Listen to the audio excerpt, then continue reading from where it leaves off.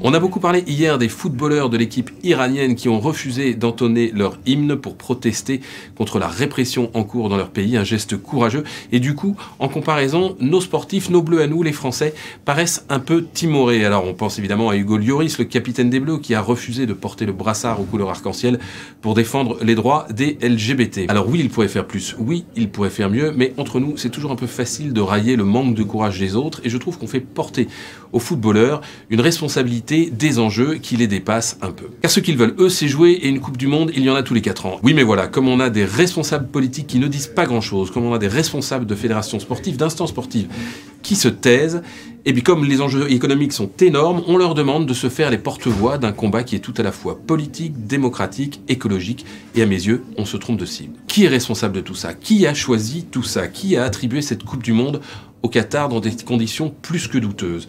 Qui est responsable de ce désastre écologique? Qui a fait de la Coupe du Monde une pompe à fric?